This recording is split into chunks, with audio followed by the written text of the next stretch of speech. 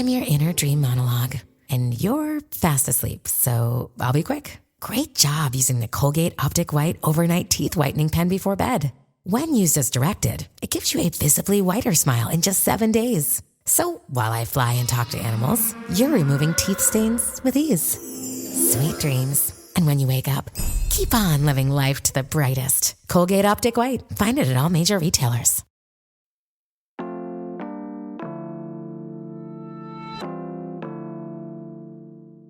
Today on CityCast Pittsburgh, Century 3 Mall is a nostalgic spot for a lot of Pittsburghers, but that doesn't mean it's safe for the public anymore. The multi-story West Mifflin Shopping Mall closed its last store in 2020, got condemned last year, and now its owners are facing criminal charges. A few days ago, District Attorney Stephen Zappala called it a, quote, monument to blight. So we're bringing back a conversation from last summer with a local mall expert who had special ties to the place, talking about what made it unique, why folks have maybe been so drawn to it over the years, plus our hopes for what could come next. It's Tuesday, February 13th. I'm Megan Harris, and here's what Pittsburgh's talking about.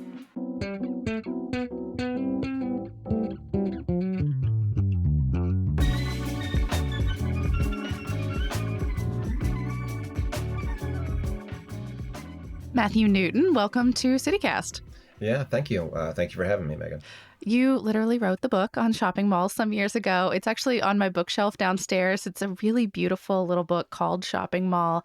I know you studied all kinds of spots all over the country, but Century 3 was part of your childhood. What was it like to learn that it had been condemned? Yeah, I mean, it's always bittersweet because in the book I get into a lot of like my, I sort of have a love-hate relationship with malls.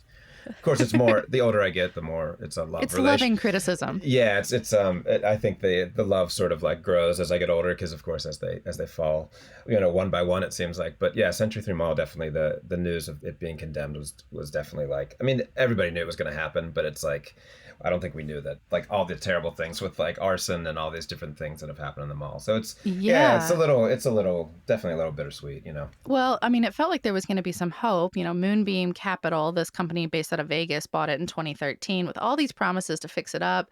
And it turns out they've done that dozens of times all over the country from what I've read. It seems like they really let them fall to pieces like Century 3. Yeah, I mean, I just, I'd heard the name Moonbeam for, off and on for years, probably originally when they bought the malls they were first on my radar. But yeah, I think they have about almost a dozen malls across the country. So it seems to mostly be East Coast and Midwest, but they have a history, it seems, of either, not paying taxes or promising big developments when they, buying a mall like a Century 3 and promising like this rejuvenation effort and then, leaving their properties just unfortunately to kind of to languish until they get to the point like Century 3 where, there's water pouring in the ceiling and, it's essentially beyond repair. And have you been inside Century 3 lately? I have not actually. It's one of those things I've wanted to do, and I actually have my 17-year-old son Ethan was like, that would be pretty cool, and I was like, yeah, like the dad instinct had to kick in. I was like, we probably shouldn't go in there. And also, admittedly, I've heard some crazy stories about it just from people, want to share their mall stories with me. And none of this is like reported, of course, but it's just things that people have told me, which I think have become this sort of weird, like local myth making. Like, no, I love normal gossip. Keep going. Yeah. And there's like, supposedly there's people like, people were like living in, there'd be like people like kind of camping out there overnight. And there would be people like, there was, a friend's son actually told me this story. He heard of, someone walking around there and like, basically, I don't know if they were using like a BB gun or a shotgun, but just shooting storefront windows. And I mean, something happened to some of those windows because I've seen the photos of the glass everywhere. Yeah. And like, so I don't know exactly like, but it's funny because it all becomes this sort of like urban legend, like kind of that sort of, like this sort of just gossip, that you don't know like what's true and what's not. It seems like it's becoming sort of a pilgrimage spot for folks that like to see old relics like this. I mean, from my perspective, it seems like maybe that's part of the problem. Like a bunch of YouTubers were charged with criminal trespassing not long ago. You mentioned arson. There was that fire in April. And then a high school student from West Mifflin fell through the roof while filming a TikTok in June. Luckily, he's okay, but he fractured his back and punctured his lung. Like, these are not small injuries. Yeah, when I heard about that, I was sort of like, oh my God. Like of course, once again, like just as a human, but also as a parent, it's like you don't want to hear about people falling, 2 stories inside of a dead mall. I mean, that's not ideal, but my goodness. I mean, I think the other thing that sort of sticks out to me too is that I think definitely it became like a pilgrimage site for like urban explorers and folks who consider themselves like kind of YouTube personalities. But I also think what's interesting about that is like some of those folks are super meticulous in their prep for those sorts of things. And they have like, they know about the idea of like, structural integrity being, like compromised. And they actually consider that. And then other folks going in there not considering it. Like this recent group that you said, like how I think they were all charged, right? With, Yeah. and so, Yeah, which I think is the first example I've seen. It doesn't mean it hasn't happened, but of this recent cropping of folks trying to go in there. Like, there's yeah. always relics in Pittsburgh, and people kind of crawl around them slowly, carefully. But I guess these got caught. Yeah, no, I actually thought that too when it happened. I kind of got the sense with this latest group that they just thought, oh, well, this is totally fine because obviously it's all over YouTube. And then, Well, and people were doing it with permission. It was the set for some movies. There were some interesting artist residencies there where folks were just kind of creating in the space.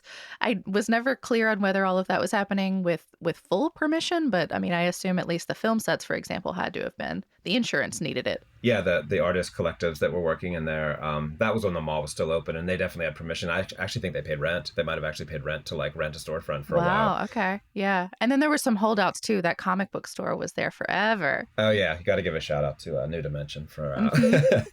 because that store was incredible. I mean, I'm also a comic book nerd, so like I really like appreciate that store. But I'm not a comic book nerd, and I still appreciated that store. It was so good at what it did. yeah, and what's funny is that location that that was that store that used to be in Century 3 relocated to the waterfront, and Right. I overhear conversations still like when I'm at that location of people saying like, oh, why'd you guys, why did you leave the mall when you did? And basically they were just like, we were like one of the last people to leave, we're like one of the last stores to leave. So like they said, but it was no heat in winter, no air conditioning in summer, like for the last, I don't know, it was like 3 or Yeah, 4 I years. bet. So it is interesting that All of us have had bad landlords, but I think maybe they take the cake. yeah, I think Moonbeam it was not paying all their bills, I guess, or something, So it's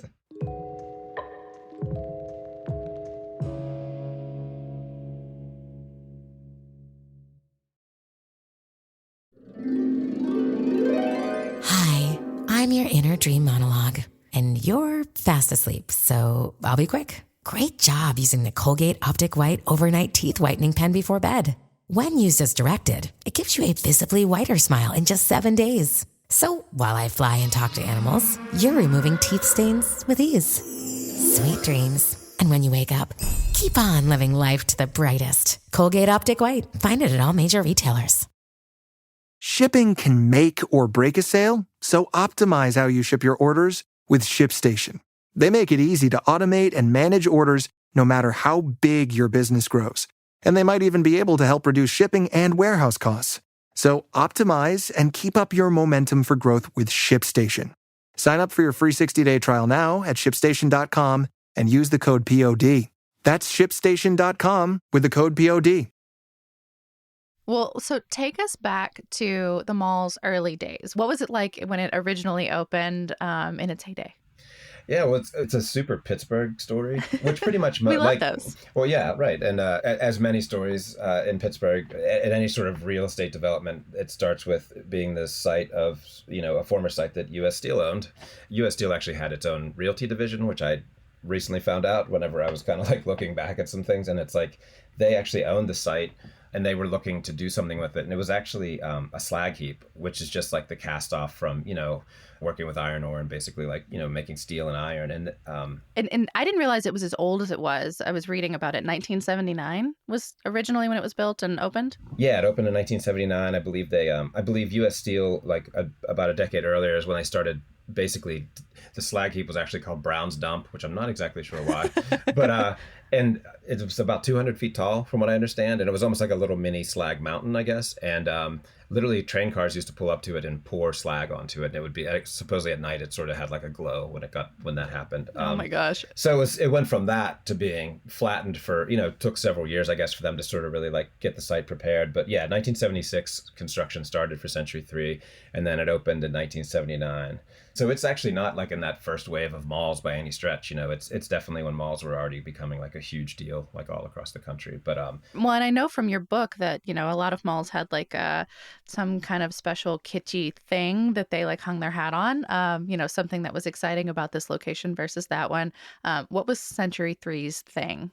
Well, I actually always thought Century 3 meant that they had 3 levels, which they do have 3 levels, but the third level was, well, not, when it was in its heyday. The third level when you went in was like literally like it was only like 2 stores, then you just went down escalators. But turns out, just reading about it again recently, it was around the time of the bicentennial, like 1976. It actually C3 stands for like just the third century of the United States, which, like... It does? That's what it's like. I guarantee you most of Pittsburgh has no idea that was supposed to be the connection point. I think it's a really bad branding situation because I don't think anybody would make that connection. So, but otherwise, yeah, it was developed by the Edward J. D. Bartolo Corporation, who actually had, several malls across the country, but they really...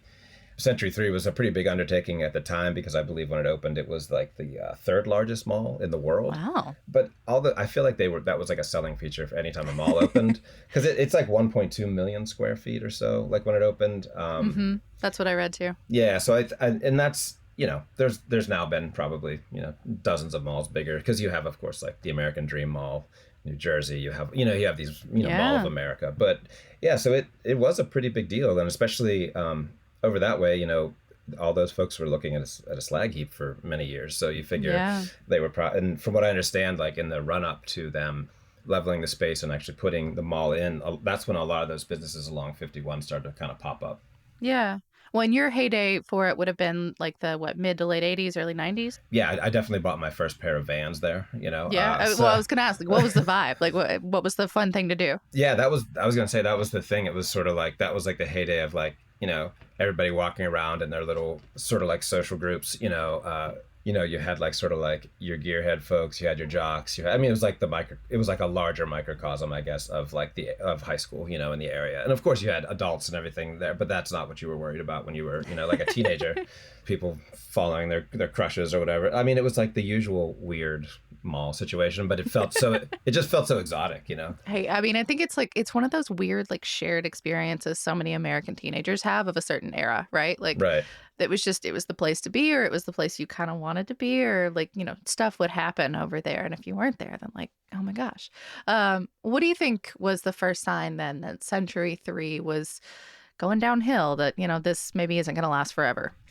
Well, yeah, it's interesting because, so Simon Property Group, who, is kind of like a fairly well-known like mall sort of company.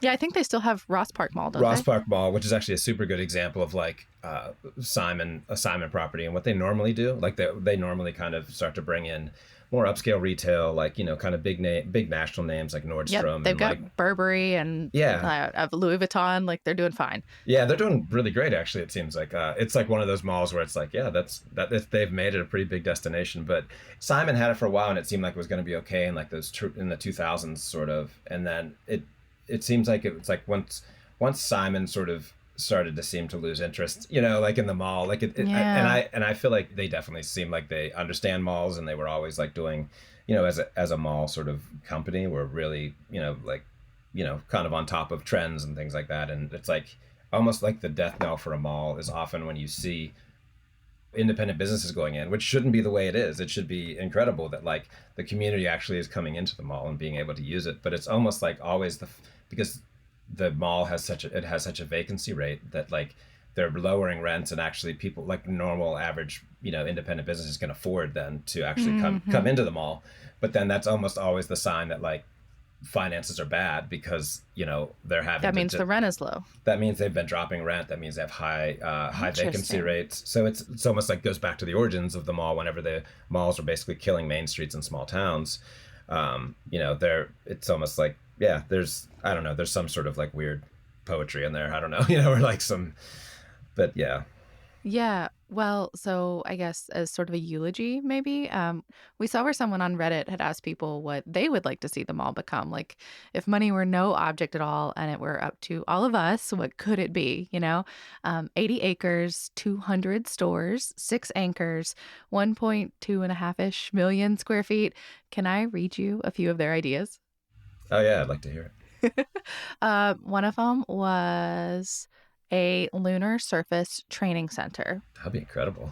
a zombie-themed paintball arena / movie theater where you could watch Romero films, Of course, yeah. I mean, that makes sense. a reverse escape room where you have to break into the building, That's pretty good. a living human museum with the store-sized dioramas depicting a specific way of life. Oh my God. These are all pretty great. They don't sound like they're going to make a lot of money, though, so that probably wouldn't. But yeah. I mean, let's just pause capitalism for a moment. Yeah. A Pittsburgh biodome where, let's see, we live off Turner's, Iron City's, Eaton Park Salad Buffet, indoor golf course included. Yeah, that's pretty good. Affordable housing. Yeah, that would be. Yeah. And maybe probably what's most likely to happen, let nature reclaim it. Right. Yeah. I mean, that's, I kind of love all of those, really. It'd be cool if Moonbeam would take anybody up on that, but yeah, right. Well, I mean, I guess while we're dreaming, is there anything that you hope for the site of where Century 3 used to be?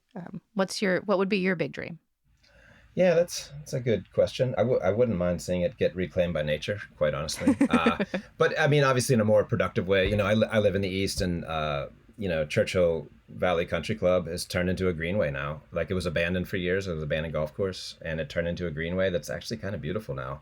I wouldn't mind seeing something like that, where like you could have, maybe you keep like they did in Oakland. You keep like how they kept the back wall of Forbes Field intact. Keep a couple sort of foundational or structural pieces of the mall intact that are sort of and then start to almost like, not terraforming, but whatever you call that, like where they start to use the parking garages and things like that to start like green spaces, and I don't know, that would be kind of incredible. But yeah, maybe we'll get the Parks Conservancy on the horn. That'll be fun. Yeah.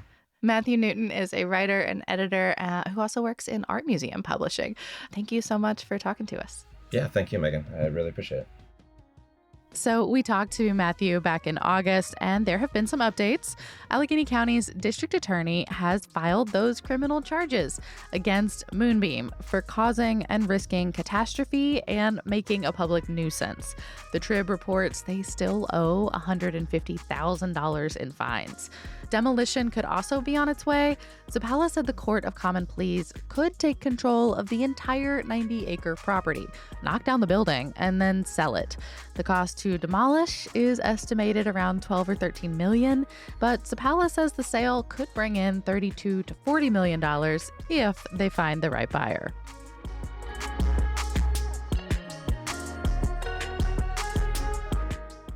That's all for today here on CityCast Pittsburgh. If you're liking the show, please tell someone, leave us a nice rating, a good review, and of course, make sure you're subscribed to our Hey Pittsburgh newsletter. We'll be back tomorrow morning with more news from around the city. Talk to you soon.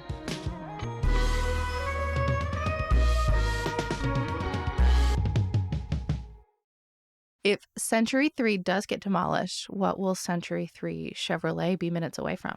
Yeah, I guess minutes from the crater.